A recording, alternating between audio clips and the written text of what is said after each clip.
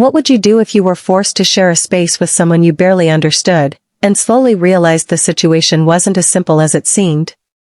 This is not just another story, it's a quiet, unsettling journey into tension, unspoken boundaries, and the kind of emotional pressure that builds when two people are pushed too close for too long. A temporary living arrangement. A few unexpected conversations. And a shift so subtle, you don't notice it until it's already changed you. What started as an ordinary situation turned into something far more complicated, testing self-control, identity, and the fragile lines we believe we would never cross. Backhand index pointing right, stay till the end, because sometimes, the things that don't happen are the ones that leave the deepest scars. I never imagined I would end up sharing a single hotel apartment with him. Life has a strange way of forcing people into situations they would normally avoid. For me, it started with something simple, renovations at home. What was supposed to take 2 weeks stretched into over a month, and suddenly, staying elsewhere wasn't an option, it was a necessity. My wife arranged everything. A serviced apartment. 1 bedroom. 1 living space. 1 kitchen. It's just temporary, she told me over the phone, her voice calm, reassuring. You and him will manage. Him. My stepson. We had always been civil. Respectful. But distant. I never tried to replace his father, and he never tried to let me. That unspoken agreement kept things peaceful. Until we were forced into the same space. Living together is different from coexisting. You start noticing things. His routines. His silences. The way he carried himself, no longer a boy, but not entirely settled as a man. There was a quiet confidence about him now, something I hadn't paid attention to before. The first few days were awkward. We kept conversations short. Functional. Did you eat? I'll be out for a bit. Lock the door. Simple. Safe. Controlled. But proximity has a way of breaking down walls. One night, after a long day, we found ourselves sitting in the small living area. The city lights filtered through the curtains, casting a dim glow across the room. We talked. At first, it was nothing important. Work. School. The usual surface-level exchanges. Then something shifted. Do you ever feel like you're living someone else's life? He asked suddenly. I looked at him, caught off guard. That's a strange question. Not really, he said calmly. Just honest. I didn't answer right away. Because the truth was, I had felt that way more times than I could admit.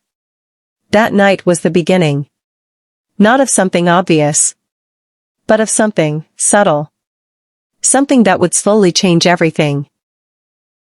There's something about shared silence that either builds walls or tears them down. With us, it did both. We started talking more. Not because we planned to, but because it just happened. Late nights. Quiet evenings. The kind of conversations that stretch longer than they should. He asked questions. Not casual ones. Real ones. About life.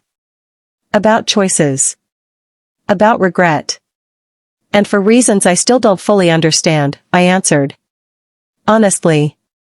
More honestly than I had been with anyone in years. You don't seem happy, he said one evening, leaning back against the couch. I let out a dry laugh. You've been watching too many movies. No, he replied. I've been watching you. That unsettled me. Not because he was wrong. But because he was right. And I didn't like being seen that clearly. After that, things became different. Not inappropriate. But not entirely normal either. We understood each other in a way that didn't require explanation. And that kind of understanding can be dangerous. Especially when boundaries aren't clearly defined. There were moments when I felt it, the shift. A look that lasted too long. A silence that felt too heavy. A question that went a little too deep. I ignored it. Or at least, I tried to. Because acknowledging it would mean admitting that something was changing. And I wasn't ready for that. Was raining that night. The kind of rain that traps you indoors and forces you to sit with your thoughts. We had ordered food. The television played in the background, but neither of us was paying attention. The room felt smaller than usual. Or maybe it was just the tension. You ever regret your choices? He asked suddenly. I sighed. Everyone does. No, he said. I mean real regret. The kind you can't fix. I looked at him. Something in his expression felt heavier than before. What are you really asking? I said. He hesitated. Then he said, do you think people cross lines because they want to, or because they don't know how to stop themselves? That question stayed in the air between us. Unanswered. Uncomfortable. Because it wasn't just a question. It was a warning. And I should have taken it as one. But I didn't. Instead, I stayed. And sometimes, staying is the biggest mistake you can make. Nothing happened the way people expect something to happen. There was no sudden explosion. No dramatic moment. Just a slow shift. A change in how we interacted. More guarded. More aware. As if we both understood that we had come close to something we couldn't afford to cross. And yet, we didn't step away completely. We hovered near the line. Close enough to feel it. Far enough to pretend we hadn't crossed it. That was the real danger. Not action. But tension. Because tension lingers. It grows. It changes the way you think. The way you feel. The way you see yourself. I started questioning everything. My choices. My marriage. My identity. Not because of him. But because of what the situation revealed about me. About the parts of myself I had ignored for years. He, on the other hand, seemed calm. As if he had already accepted whatever this was. You think too much, he told me one night. And you don't think enough, I replied. He smiled slightly. And that smile said more than words ever could. Eventually, the renovations were completed. The house was ready.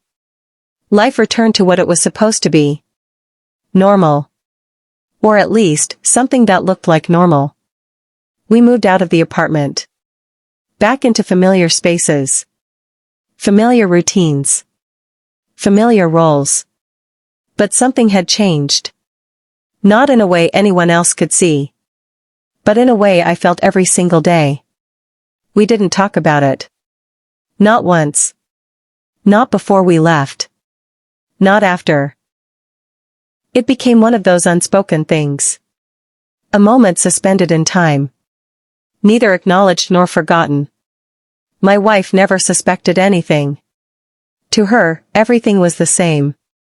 And maybe that's what made it harder. Because it meant the only person who knew what had happened was me.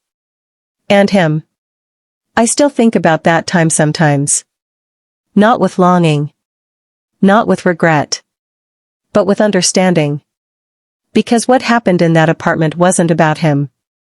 It wasn't even about us. It was about what happens when people are placed in situations that test the boundaries they thought were unbreakable. Sometimes, nothing happens. But even nothing can change everything. And that's the part people don't talk about. The quiet shifts. The internal conflicts. The versions of yourself you discover, and wish you hadn't. That experience didn't ruin my life. But it changed how I see it. And once that kind of change happens, there's no going back. Some moments in life don't explode into chaos. They settle quietly beneath the surface, and change you forever. What you've just experienced isn't about action, it's about tension, choices, and the silent battles we fight within ourselves when no one is watching. Now I want to hear from you. Backhand index pointing right. Do you think he handled the situation the right way? Backhand index pointing right, or should he have walked away much earlier? Drop your thoughts in the comments, I read every single one. And if you enjoy deep, thought-provoking stories filled with emotion, hidden tension, and real-life complexity, don't forget to like, subscribe, and turn on notifications, because the next story might challenge everything you think you know. Until next time. Remember, sometimes the hardest choices are the ones no one ever sees. Disclaimer. This story is a work of fiction created for entertainment and storytelling purposes only. It explores mature themes, emotional tension, and complex human experiences intended for adult audiences. Viewer discretion is advised. Any resemblance to real persons, events, or situations is purely coincidental.